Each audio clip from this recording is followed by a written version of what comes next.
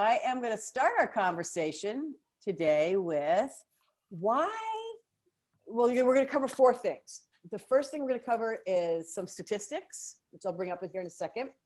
Then we're going to just talk about reasons why we don't follow up, and we'll share some thoughts around that. The third thing we're going to talk about is methods of follow-up, the different methodology of follow-up. And I'm going to give you a ninja tactic in each of those particular areas. And then the fourth topic we're going to discuss is how often to follow up, depending on when somebody's going to buy or sell a house. So are you guys all good with that? Mm-hmm. Yep. All right. So now I'm going to have to figure out how to get back here. And what are you guys seeing on my screen right now, just so I know? Can you see People. me? People? Okay. All right. So I found this graphic. Can you see my graphic on here? Yes. Yep. It says, okay. So not following up costs you. Now these statistics came from Harvard Business Review. Harvard Business Review always has all sorts of good stats, but here's what they are, is people who made a first contact. These are the number of people who have actually purchased when somebody makes a contact. So if you make a contact with a lead, only 2% of people will buy on that first contact or become a customer of yours on that, okay? 3% on second contact. Now, this is not new information. Those of us who have been in sales or been around for time have heard this over and over and over again, right, Bob and MLD? And Doretha, you have heard this 1,000 times. So some of this information is going to be new, but what we do with it next is going to be the point of execution, which will be something that will be homework assignment. So third contact, 5% of buyers will buy from you on the third contact. Now, do we occasionally get lucky and somebody picks up the phone and, we get a call on an internet lead or something, or meet someone at the open house and we get a lucky every once in a while? We all have 3 lucky deals a year. Can we agree on that? Yeah. 3 lucky deals, right? The rest we have to bust our butts for. Will we agree on that? Yeah. Yep. Okay, yep. So first contact, 2%, 3% on the second contact, third contact, 5%. Here we go, it gets fun. Fourth contact, 10%. Fifth to 12th contact. You guys, the average person will choose the person that they're going to work with, buy or sell, after anywhere, it's usually around 6 to 8 contacts of follow-up. Okay. Does that ring true for you guys? Would you agree that's kind of the way it works in the world of real estate? That's part of my issue, is that I don't get to that many follow-ups. So yeah, that's why I hopped up here, because I do need to get better. I need a better system with my follow-up. There you go. And we're going to talk about that. And so does Mary Lou, because she's nodding hard. Yeah, she's nodding hard. Coach Mary Lou. And we know that this is a sickening statistic, but it's true that only 42% of the realtors will even follow up when they have a lead. Mm-hmm. Mm-hmm. And how much time, effort, money do we spend getting leads? A lot, right? So let's not be the 42%, or it was 44% that don't follow up. And you hit the, and Mary Lou's already chiming in on the chats that yes, that the lead generation makes you money and the follow-up makes you wealthy. Mm-hmm. We also know, another little stat for you, that 70% of your business actually comes from the follow-up. Okay. So here we are faced with, we know we need to do it. We know that the numbers are, and Doretha said, yeah, I just don't make it to the rest. I don't have a good enough system to make it to the 5th, 6th, 7th, 8th, 9th, 10th, whatever it is, a follow-up. And therefore, if she honed into that system, your sales would explode, right? And it's not an uncommon thing. But now the question I'm going to ask you guys, and this is time for two-way conversation, as I said earlier, our call would be, is why don't people follow up? Why don't agents follow up? Because we don't make it a priority. We don't put it on our calendar. Exactly. Yes. So my number 4, I have 5 reasons, and hopefully you guys can have some pen and paper because I didn't provide you with a bunch of slides nor a handout. But I have, so one of the 5 reasons I wrote down is exactly that, is that they don't have it in their calendar. They lack a daily habit, a specific time for follow-up. We don't want to seem like we're bugging them. That was my number 1. So 1 through 5 was fear.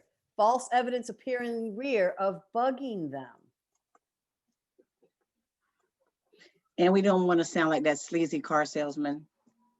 So you don't want to be ghosted either. We don't want to be ghosted. Right. Yes. Yes, the gremlins that show up around lead follow-up are crazy. And are they real? Yes. No, they're fake. They're between our heads. They're not tangible. Yes, Doretha, I hear what you're saying. They're real in our minds. What we think about becomes our reality. But the reality is, are we really going to get? Okay, we're not getting anything you're saying, or I'm not getting any. I'm hearing you fine. Can you guys hear me? Yeah, I can. I got Okay, you. Doretha, you got me? Okay. Doretha, it's on your end this time. Oh, Devin's got his hand in the air. Devin. I think one of the things that I've had a problem with a lot in the past is when I get leads and I have several of them at the same time, I kind of mentally classify based on what the lead came in, the property. Oh, this person's only looking at a $60,000 piece of property. This person's looking at a $200,000. Well, I'm going to go after them and I'll get to these people later.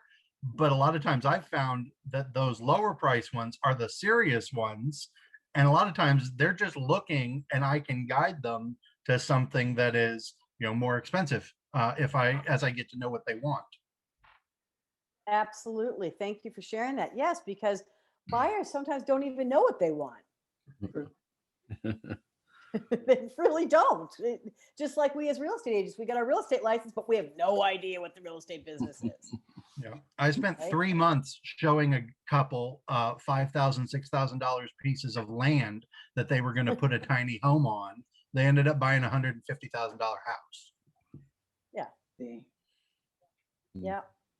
So absolutely. Thanks for bringing that up. So yes, my list of 5, and again, is fear of bugging people, what we call in the coaching world, the saboteurs, the false appearance, a false evidence appearing real, which is really, I don't want to bug them. I've contacted them too much. And Barb said, I don't want to be ghosted. The fear of rejection. The fear of, oh my gosh, I'm going to get too many leads. Ben's like, I'll take that problem, right? All day. So, the fear mongers, and oftentimes we as coaches have to spend a lot of time about reprogramming the brain to say, you know what's serving you better, that gremlin? Or if we change the gremlin's tune, change its mind, to actually do the follow-up, what's going to serve you better, and really digging into that. So fear. The second on my list, and I heard somebody, I think, bring it up, is not knowing what to say. You have different leads that do different things, and people don't know what to say. And they're afraid to ask for the business. Now, that's not going to be anybody on this call, right? But they don't know what to say. Because our different leads, I mean, Devin touched on, depending on the lead source, different lead sources, are you going to potentially have different conversations depending on how they came to you? I think you have to. Yeah. And that's why our Scripts Simplified booklet is so helpful. Absolutely. Yep. So Ben, download that. For those of you guys are in the locker room, download the Scripts booklet. Absolutely. And you can also find it on our website too. But yes. And Doretha, you already mentioned it, was not having a system. Right. Not having a system. Lacking daily habits was my number 4th on the list. and the daily habits, which is exactly what we all will struggle with. So it's not that these are, when I say these things, I'm not saying them just because it's easy to say, oh, you need to get a system for that, or you need to put that on your schedule. We all know that when you're in this season of real estate, how absolutely in the weeds we can get with being busy. And that's a legitimate thing, right? But if we don't manage that, then what happens? If we only take care of the people we have in front of us, what happens? Which was my number 5 on why we don't follow up, will be what happens. Well, then Those our business seasons- is like this. It's cyclical. That's when you're on the roller coaster. Yeah, absolutely. I had a conversation today with an agent that sold 36 units last year, earned, because we have a pretty healthy sales market here, $250,000 in gross income. And I asked him about his pipeline. So the pipeline, for definition of today, is who do I have on a spreadsheet or whatever you use, whether it's your whiteboard or whatever your tool is, who's going to buy or sell within any given period of time. Now, some agents track only who's going to buy or sell in 3 months, some are 6 months, some are 12 months, so we won't get into those weeds, but not having enough people in the pipeline. Mm-hmm. Right? So they don't follow up because they don't even want to look at the pipeline. Right. Because they know, oh, that hurts. That hurts. So now that we know, okay, these are some of the reasons we don't follow up, which doesn't serve us. This is where, if you do have a coach, really having some conversations with your coach about that, because a lot of it has to do, again, with how do you manage your time and how do you manage your mental fitness. Who's talking to who in the brain between the 2 ears? All right. So now let's just talk about some methods of follow-up. So somebody shoot me just one method of follow-up. Texting, emails, phone calls. Okay, I said You one. said one. I'm sorry. No, it's all good. Just pick one. We'll get them all. But just pick one. Pick one, Texting. somebody. Texting. Texting. Okay. So we text. Okay, so here's some stats for you. Prospects who are sent text messages have a 40% higher conversion rate than those that don't receive a text. Mhm. Now, here's one thing that I'll be a little careful generationally, but I do know that there are categories of individuals that don't even use the phone as much anymore. But in general, texts are better used as a follow-up versus the initial point of contact. Okay, and why would I say that? I mean, you have to make a connection. This is Thank a you. relationship business. And so you've really got to have that connection and that relationship. And Thank it's you. hard to get it started via text.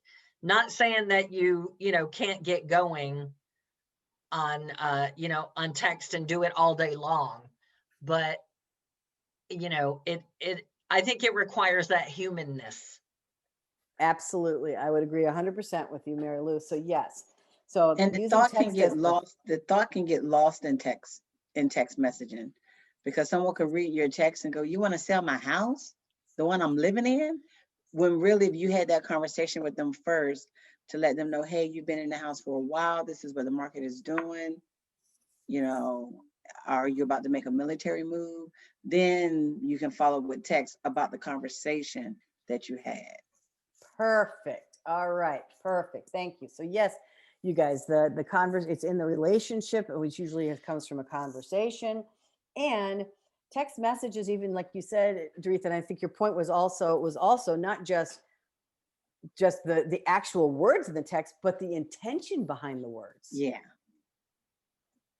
Right. So the intention behind the words in nonverbal can get diluted. So absolutely. So yes, texting is a source. Here's a pro tip for you. So pro tip, and I'll segue for a second. I have for a couple of us on the call here, I have the coolest job in the world. So what we get to do is we get to talk to people who are high performers all over the country, all different companies, all different walks of life, et cetera, et cetera. And we get to learn about all the cool stuff that people are doing so that we can share pro tips on people who are performing at the highest level of real estate that there is. So here's a pro tip for you on texting. And that pro tip would be, let's say you do have that conversation that Mary Lou was talking about, and you're building the relationship, and now you want you're kind of doing a follow-up. So we said texting was a follow-up. So do you have to text it do you have to do a text via words, or can you do a video text? Video, that's good. Aha. So my pro people, first thing that they're doing is they're sending, no matter how somebody, if they can't get them on the phone right away, they're sending an introduction text, a text video. Okay. There's a couple of things that happen here, but one of them that they're doing is if they can't get them right away on the phone, they're going to send a text just with an introduction. So they get to feel a connection of some sort with that person.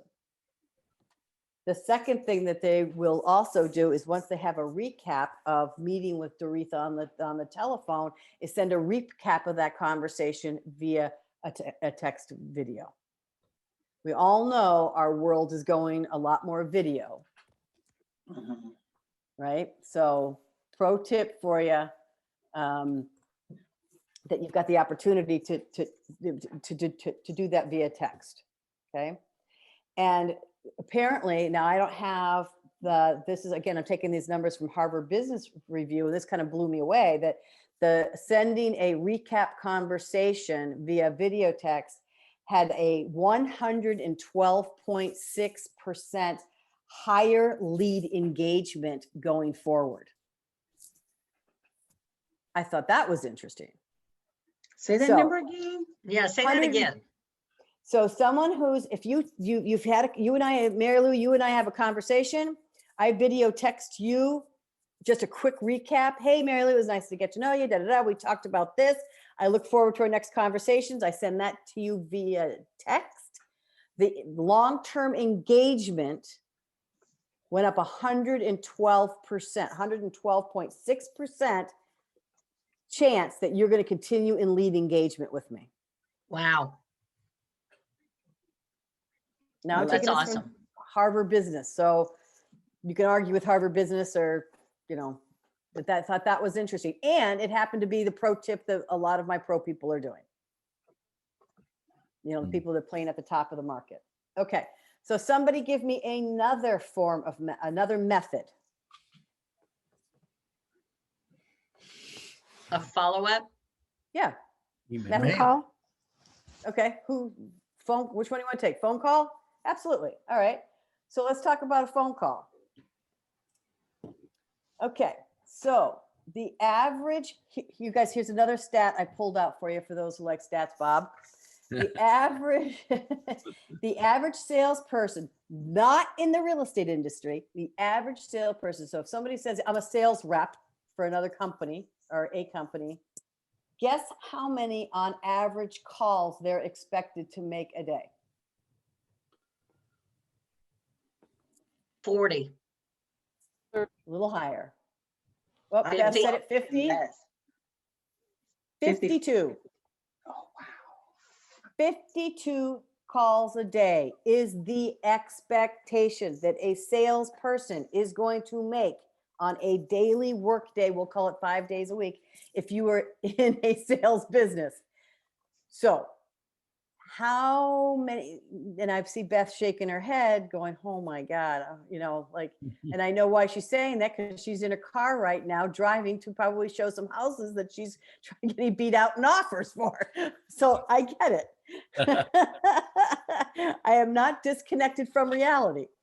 But let me ask you a question. If you didn't have a full pipeline, like I know Beth running buyers left and right now and clients, but if you didn't have a full pipeline, how many people are you calling a day? If you took a sales job somewhere, they're expecting you to call 52. So Wow. I'm just asking, Okay. We at the locker room, we talk about the 5-5-5 a lot. You'll hear the 5-5-5, particularly, I know from me as a coach, until your ears fall off. And that means how many contacts a day? Phone. Yeah. Well, I mean, somewhere between 5 and 20, right? Depends on where you are in your business, but we want you to build a muscle habit. And normally if we tell newer agents I don't care if you're new or not, because I don't coach new agents, but most of them are at a high level of production, 5. If they make 5 contacts a day, 5 days a week, I am in hallelujah mode. Okay. 5 contacts a day, 5 days a week will generate you an additional 25 units a year. Now, we wouldn't cut it in the rest of the sales world. Right? So let's put it in perspective then. Okay. So here's a couple things just so you know that 80% of the calls that you make go to what? Voicemail. Yes, they go to voicemail. And again, this is just a guess, and what percentage of voicemails get returned? 20%. 10%. So Barb, you're an optimist. I love optimists. So 10% of voicemails ever get returned. Yeah, sometimes, because I have the voice to text. And so I'll peek down at it and see who it is. But yeah, I can say, like, if it's an agent, I'm calling them back. But if it's someone who's just doing salesy stuff, or that infamous something is wrong with my car insurance call, we just immediately delete those. So, but they send so many of those out because someone is going to respond. So I get it. Yeah. And this is, I mean, and the one, I guess, the statistic I just gave you actually comes from a real estate team that does about 3,000 units a year. Wow. And they track everything. I mean, they track everything. So for them, now they're setting their salespeople up, because if the salespeople says, well, I left a message. I've heard. Now there's no. I'm sorry. Well, Go ahead, Bob. I've heard that if you get a voice message, that it's, especially if it's a new contact, that you don't leave a voice message, that you just return the call, and you do that 4 times at least before you actually will leave a voice message. And then at that point, you try to contact them, maybe even some other way. Sure. Yeah, I wouldn't disagree with that at all. But and on lead follow-up, right? On lead follow-up, sometimes we've already had that relationship, so we can't take it personal if they don't call us back, because they don't. Okay. So here's a pro tip. Here comes the pro tip. The pro tip that if we have a conversation, so I have the conversation with Devin, we talk about, when he's going to consider listing his house for sale with me. And prior to hanging, yes, thank you, Devin. Thank you for that. So prior to us hanging up, I'm going to actually, with Devin, schedule the next call. Okay. I will call you next week, Tuesday at 1:00. And then send the calendar invite for the phone conversation. You're conducting it like a meeting. Always Because leading. now it's on your, pardon me? I said always leading to the next thing. Always, yes, always be leading to the next thing. So the pro tip is, we had this conversation, I'm going to schedule the next conversation at such and such a time. Now, if they decline it on their calendar, what do you know? Yeah. You don't got the listing. Right?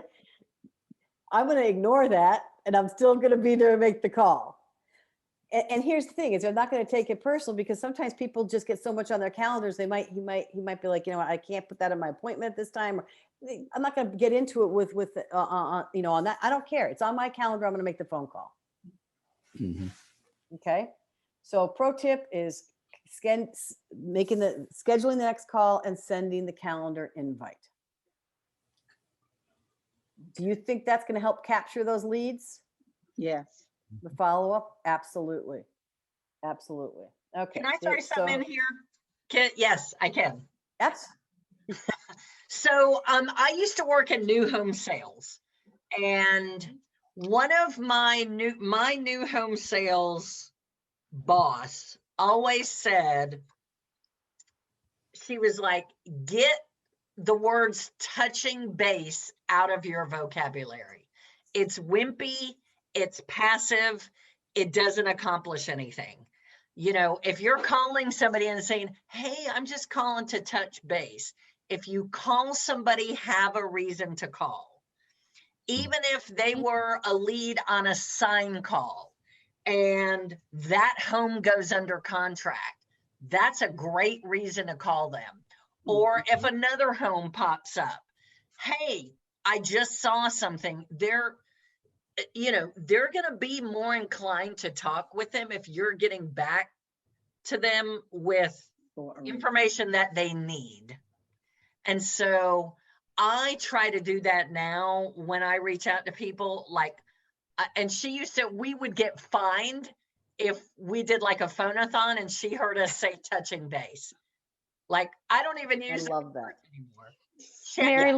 Mary Lou, I also heard checking in is kind of the same wimpy thing. Exactly. So have a reason to call everybody. Absolutely. Thank you guys for bringing that. 100%. 100%. Yep. So that was your ninja tip. I shouldn't say pro tip. It was your ninja tip for the phone calls. Yep. Okay. What's another way of touching of lead follow-up? Beth's singing. I don't know what she's doing. What you got there, Beth? I thought she was saying handwriting. Oh. Handwriting. Yeah. Handwritten note. Yeah, yeah, absolutely. Good job. Handwritten note. I've got that down. Mail. Yes. Here's something, here and look at Devin. Look at that. Nice personalized cards going out in the mail. Absolutely. Another pro tip. And this, you could spend money. You don't have to spend money, but appreciation marketing. It's kind of like send out cards. It's a little less expensive than send out cards. And I mean, a good old mail, just like what Devin had, is absolutely wonderful. I'm taking it to the next level pro tip or ninja tip.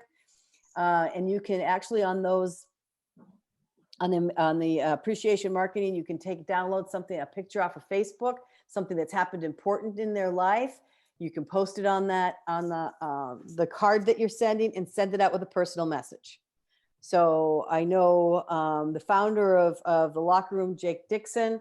I'll never forget when I don't remember what call we were on, but he had just gotten his mail, and he had recently had a dog that passed away, and somebody sent him the card with a picture of his dog on it and said a few things that Jake had said about the dog on Facebook.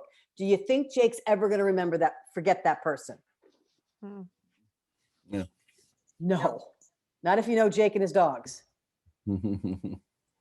Right? Mm-hmm. I mean, when you can touch somebody emotionally, there's a ninja tip.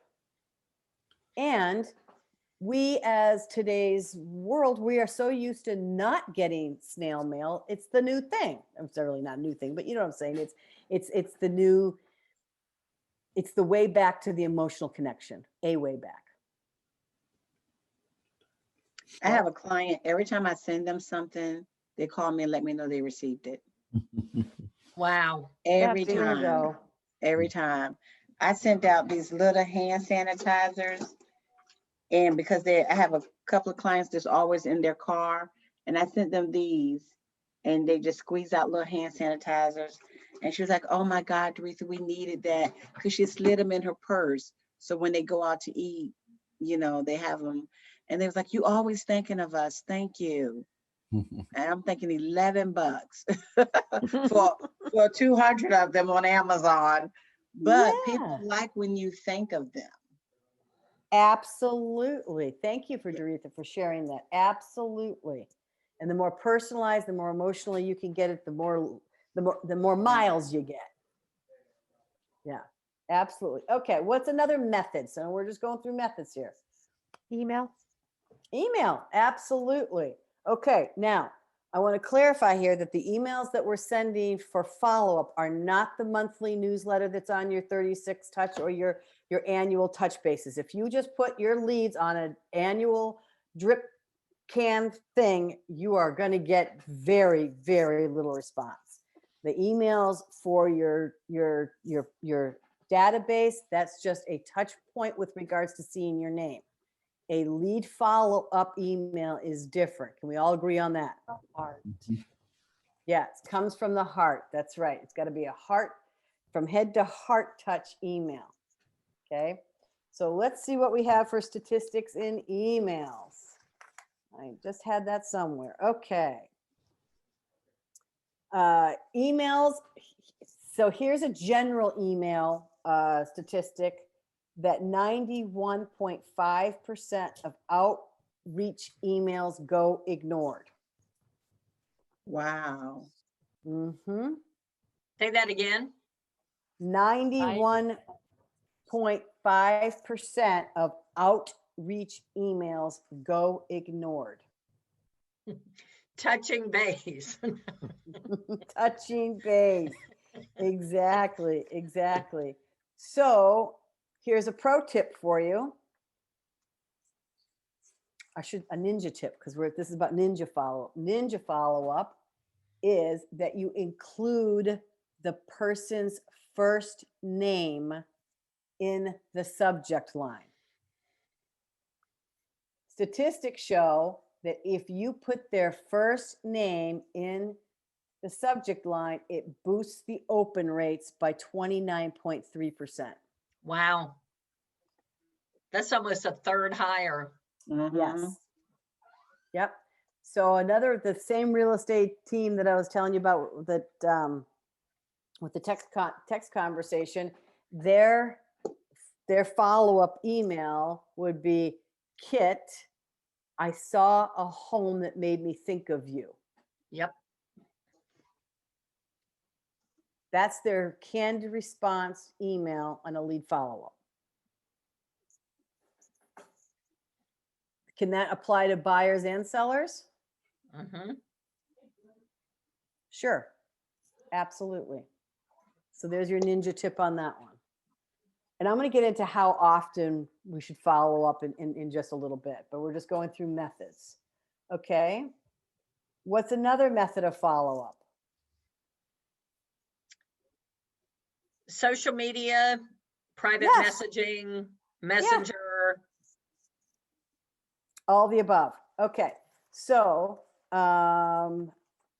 a lot of, now I think if Ben's still with us, he'll probably, Ben, are you still with us? I don't see your camera, but I'd like to see your face for a second. All right. So tell me if I'm wrong. I probably can't ask you your age on the show, but is it so social media, a lot of generationally your age, the hangout on Facebook, or Mary Lou, Bob, myself, maybe Barb, we hang out more on Facebook, right? But Ben's generation, do you use Instagram more? Oh. He's on mute. You're muted. Sorry about that. There Yeah, you we go. use Facebook just as much. Okay. So, All right. Well, Facebook and Instagram are definitely the two biggest. okay. And then TikTok is also, Mm-hmm. that's a new one. I see a lot of realtors doing, quick 60-second videos walking through a house, something like that. Those can be really popular too. Yep. So follow up, if you you can request or friend or get to follow or something somehow them. And what I'm told, and correct me if you have something different to say, but what I'm told, particularly for Facebook, is you've got to follow their stories. You have to follow their stories with a follow-up. Is that correct, Ben? Yeah, I mean, I think so for sure. And I mean, I don't mean their page, their stories, when they post their stories. Yeah, there's like little reactions you can do to stories, and then definitely following right up with that for sure. Yeah, because now people used to pay attention to when somebody liked or heart or loved or whatever their posts they made, but that's no longer. It's how you react to somebody's stories. So if somebody is sharing something on their story, like, I don't know, their first pony ride, like I did with my 2-year-old grandchild. And if someone's a salesperson and they're savvy enough, right, and they respond on my story, I'm going to remember that more likely than I ever would remember somebody liking or loving my post. Yeah. Yeah, it's Yep. personal Okay. because that's a direct message right to you. There you go. And I'm using their story to validate our relationship. Right. Okay. So that's today's social media ninja tip. Tomorrow, it'll be something different. It was about 6 months ago, it was just using Messenger. All that apparently is a little overdone, but now it's reactions to the stories.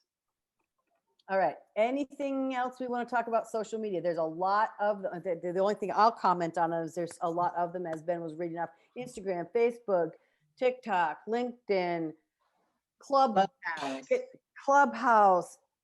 And the one thing I'm going to share with you on that is I don't think you can do them all and be effective. Pick one. Unless you have a team and have people assigned to do specific. There you go. Mm-hmm. Know who your people are and follow them on whatever your avatar is for your people. Yeah. Yeah. Yep. Okay. So sales associates who are active, engaging with their leads on social media have created 45% more opportunities to have a deeper conversation. So that was Ben becomes a lead of mine. He came in on something. I friended him on Facebook because I know he's got $1 million house he's going to sell in 6 months. And now I'm going to gently, not obtrusively, just love everything he does on his stories. Stay noticed. Yes. Stay noticed on his stories. Okay. Anything else anyone wants to add to that one? Nope. Okay. What's another method of follow-up? Pop by. Now, we took away Washington's birthday and Lincoln's birthday and combined them. Did you guys hear that? Yeah. Weird. So Lincoln's birthday and somebody else's birthday was combined. Yeah. Okay. So Beth was saying face to face. That was weird. She was. I know that was weird. I don't know. It's probably mine. I don't know. So face to face, in person, another method of follow up. Okay. Yeah. So what's a ninja tip after the follow up? I mean, after the meeting. Recap. Yes, some kind of recap. Now, if you're in my world and I'm teaching my clients on how to do, again, ninja follow-up, I'm going to have them on that conversation, find out if we spent and many of you guys have probably heard this, the $10, $25, $10, $20, $50, $100 conversation. Do you guys know what I'm talking about? No. Okay. So if Barb and I are going out and we're having a cup of coffee, and I know she's going to buy herself. She's a lead of mine. Again, this topic is lead follow-up. She's going to follow up. I'm having a cup of coffee with her. We're going to talk about when she's going to put her house on the market, and we're just having conversation. I'm like, hey, Barb, will you play a little game with me just for fun? Sure. Okay. So just out of curiosity, Barb, if I gave you a $10 bill and you had to spend it, okay, and there's a method to the madness here, folks. But Barb, if I gave you a $10 bill and you had to spend it, and you couldn't spend it on somebody else, you had to spend it on yourself, but actually I know is hard. What would you spend it on? Oh, $10 doesn't go very far. So, yeah, maybe treat myself to a lunch. Okay. Where would you go to lunch? Chick-fil-A, because that's probably about Chick-fil-A. all the further it's going to go. That's all right. I get it. But you get a sandwich at Chick-fil-A then for $10 or whatever it is. Awesome. Okay. Same question, $20. If you had to spend it on yourself and I gave you $20, what would you buy? Where would you spend it?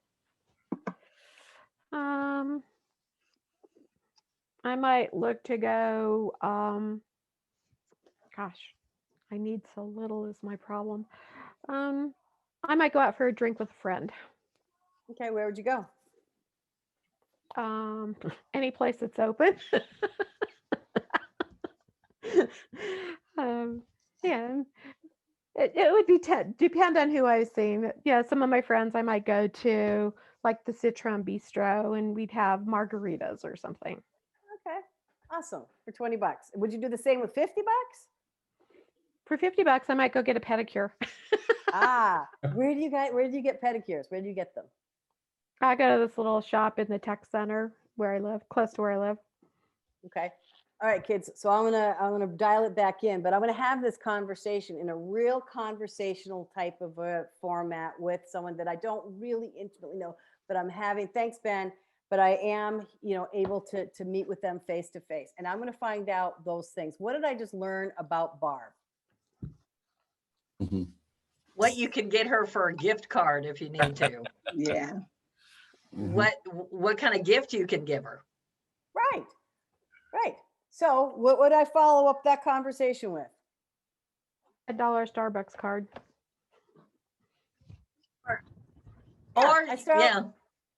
She said she'd go to Chick-fil-A, right? Yeah. So I'd be like, Chick-fil-A or faithful. margaritas.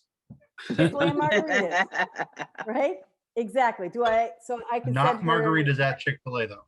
No, No, don't think that'll work. no, I think that's probably against their thing. But yeah. So basically, in this conversation, I'm going to have a conversation. Again, now I'll send her that as a thank you card when she lists her house. But again, you guys have to gauge the relationship. But when she lists her house, then what am I going to send her? Citron. The Citron Bistro. Exactly. Yep. So I'm going to send her and say, hey, selling a home is stressful. Go have a drink on me. Okay. These are, again, anytime you can emotionally tie these things to somebody, you have an incredibly much greater opportunity. Now, if she's selling a $200,000 or a $600,000 house, I think that's well worth my investment. Yeah. We need to have money in our business to run a business. Absolutely. Okay. So there's your pro tip and your ninja tip. I keep saying pro. I have to see pro tips. Your ninja tip for in person. Okay. So, and again, people love to talk about themselves because I often sometimes will get the feedback of, well, I don't want to ask people that question. They're going to think it's stupid. I'm like, are you kidding me? People love to talk about themselves. They will absolutely eat up every single minute of where you ask them what they spend their money, and they'll have fun doing it. Now, the key is that you have to remember and follow through. Yep. Okay. All right. So let's talk a little bit about how often do we follow up? Yes. So, yes, the conversation, and then Doretha, this is where maybe you're going to have an exercise when you leave this conversation today, but if somebody is looking to buy or sell a house, and we'll just use 4 to 6 months or 6 months out, doesn't matter, 4 months, how often should you have a touch with them? Every week to get them in for an appointment. Okay. That's seriously, you have to meet with them for an appointment. Absolutely. That's the most important thing. Absolutely. We've scheduled the appointment. We've met for coffee. And now I know Mary Lou is not going to move for 6 months. How often am I at least having a conversation with her in some form, using one of the methodologies and one of the ninja tips we talked about? How often? Every other week at least. Yeah. So every 10 days. That's what I tell people, 3 times a month. Okay. Yep. 3 times a month.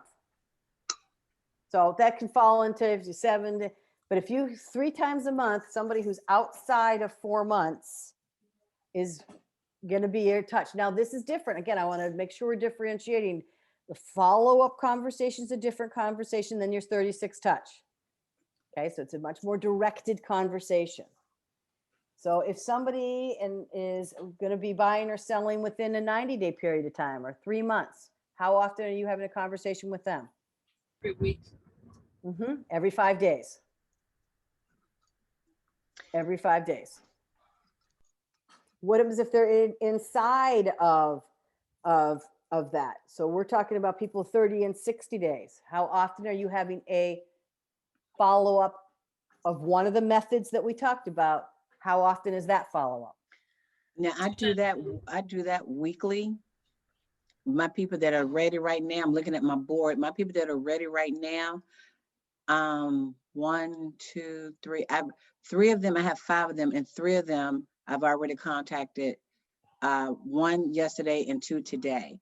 So I'll do that again because they're ready right now, people.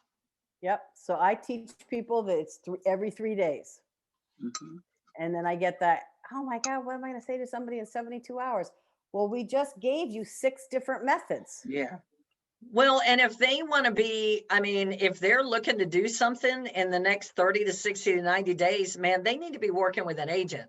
Like, and if you don't get them, and if you don't get in front of them, somebody else will. Yeah.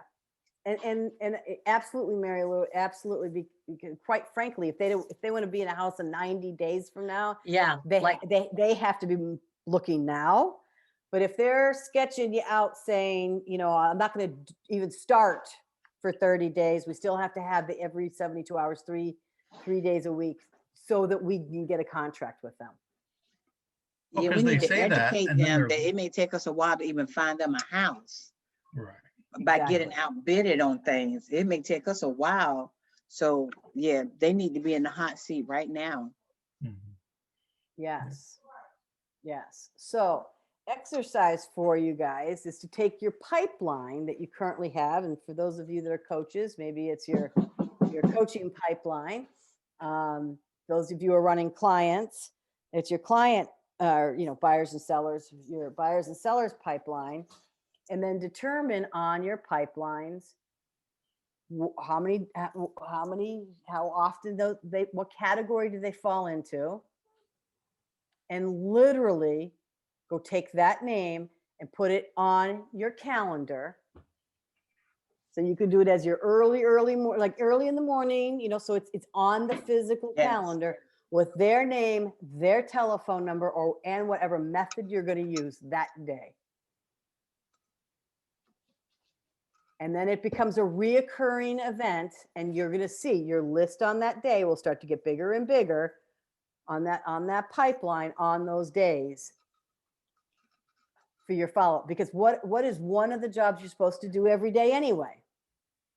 Lead generate. Follow up. Follow up. Right? Mm-hmm. Could you imagine what your sales, and I'm saying not just you guys that are on the call, but if realtors, coaches, whoever is in the sales business, follow that one ninja tip, how many people would fall out of your pipeline? Mm-hmm. Not as many. Right. Because you're always in front of them. Okay. You're always in front of them. And then when you put it on, so let's say if Doretha and I have an email conversation, I'm going to follow up. My next one's going to be a phone conversation. I'm scheduling it for her because I already set that up, and I'm scheduling it for myself. Maybe the next time is when I have that phone conversation, I'm going to send her the text follow-up. But maybe my next one would be a text, not just the follow-up to our conversation. I'm going to, again, I'm putting on there if it's 3 days, I'm going to make sure I've made a point to be on her social media, because can our time just get away from us and we don't get any of that done? Yes. Mm-hmm. In 2 miles, take exit 47 for I-25 south toward Denver. All right. So Beth's headed to Denver. Be careful, Beth. Sorry. I heard Denver. Okay. I'm like, oh, there she is. Yeah, it's Barbara Beth. Yep. Okay. So Doretha, if you took that simple system we just talked about and just applied that to your current pipeline, do you think you'd have a greater increase of sales? I would. Okay. So there's your homework. I'll accept. Okay. All right. How about you, Barb? So my business is built by referral only. So when somebody gives me a referral, 99.9%, I'll work with them. I've never really done a lot of lead generation, and I'd like to start doing more. And I've been under that fear place of calling people. So, Okay. So- So, all right, so- coaches, how do we support Barb? Well, I think the first thing I would say is if your business is built so far on referrals, you have a good track record. Let your clients help you speak by having stories, testimonies, videos of their referrals of you. You know, talking about what a great job you did and how they worked with you. Have that on your social media, and you know, as you're lead generating, maybe instead of pointing people to a website to look for houses first or something like that, point them to your reviews. Where they can see the clients that you've worked with, houses that you've sold, things like that. And then, you know, hey, I've got these clients that I've worked with that all talk about how great I am. When can I talk about how I can help you be the next one? That's pretty cool. My question. The other thing you might do is decide which neighborhood do you want to work more in, and then put together a campaign to reach out to those folks. And that would give you more reasons for more follow-up. In 2 miles, take exit Oh, 225. there we go. Sorry, guys. There you go. That's okay. At least I know where you're at. Yeah, exactly. Not far from us. No, I've thought about that because we have a lot of new builds around my neighborhood, and I actually thought about going to the new builds and doing a quick video about what homes are there.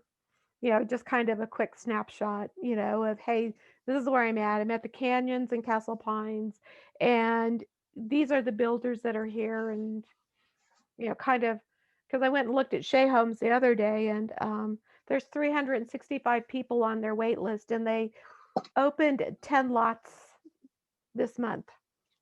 Yeah. So it was just like, Denver's okay, crazy. you know, but you know, it's stuff like that people need to understand what's really going on. Yeah. Absolutely. Yep. Yep. So Absolutely. that was kind of on my agenda when we don't have a foot of snow. There you go. There you go. So the other piece from a coaching perspective, Barb, would be to really sit down and let's examine what it is that where's the fear factor, and is it real, and how do we adapt some methodologies to what you're doing that doesn't put you in that state of not wanting to follow through because of fear. Because it can almost paralyze me. It's like, well, what am I going to call and say to them, you know? But yet they're my peeps, and they do refer me. So yeah. What am I afraid of, you know? So I don't know. They do get 2 monthly touches from me every month. So yep. And one of the things that we could all do, it doesn't matter if yes, the repeat referrals, awesome, but no matter who you're interfacing with, the conversation can certainly be, can you do me a favor? And if you do know anybody who's considering making a move, buy or sell, we do not have enough homes to put families into. And I'd love to service the 20 families who are looking at however many you have in your pipeline or your team's pipeline that are looking. So, you know, if you can help me move families, do me a favor. People will do favors for people. They want to help, but you have to ask. Well, I got a referral over the weekend, and you know, I've touched out to 3 clients this morning over things, but you know, nothing.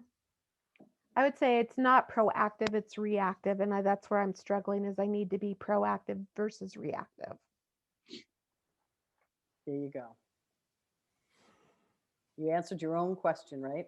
Yeah. So we always? Yes, it always lies within. Were these ninja tips helpful for you? Very much so, yeah. It's awesome. A nice refresher, yes. Yeah, exactly. I'm not telling you anything new other than for you to pull out your list and if they're in your lead pipeline and actually put that on your calendar. That's the activity. So cool. All right, guys. Well, I want to thank you for attending. I appreciate it. And I'm glad we were able to service you today, and keep coming back to the locker room. And we adore you. Thank you. Thank you. This was fun. My Thank pleasure. you. I'll keep coming back. All righty. Thanks. Bye. Bye.